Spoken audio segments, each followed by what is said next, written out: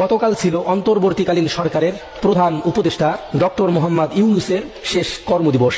দুর্দিনে দেশের হাল ধরার জন্য এবং বাংলাদেশের জনগণের পাশে থাকার জন্য আমরা আন্তরিক কৃতজ্ঞতা জানাই। তার নেতৃত্বে দেশ একটি শান্ত ও স্থিতিশীল সময় পার করেছে। মানুষ স্বস্তিতে ছিল, নিরাপত্তা ও শৃঙ্খলা ফিরে পেয়েছিল। রাষ্ট্র পরিচালনায় সংযম, ধৈর্য ও দায়িত্বশীলতার যে উদাহরণ তিনি রেখেছেন তা জাতি অনেকদিন স্মরণ রাখবে। সংকটময় সময়ে সাহসী সিদ্ধান্ত ও জনগণের প্রতি মানবিক দৃষ্টিভঙ্গি সত্যি প্রশংসনীয়।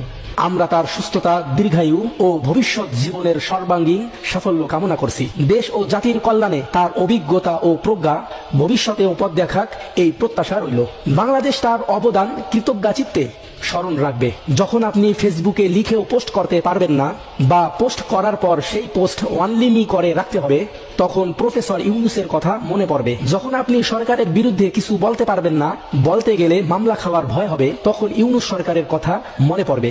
যখন আপনি ইচ্ছামতো মিমস ও ভিডিও তৈরি করতে পারবেন না, তখনও আপনার প্রফেসর ইউনূস সরকারের কথা মনে পড়বে। আপনি ইউনূস সরকারকে ঘৃণা করার 101টা কারণ দেখাতে পারবেন, তবে ভালোবাসার একটাই কারণ, তা হলো স্বাধীনতা। স্বাধীনতা কেমন হয় সেটা প্রফেসর ইউনূস বাংলাদেশের জনগণকে বুঝিয়ে দিয়েছেন। জনগণও আস্তে আস্তে বুঝতে পারবে।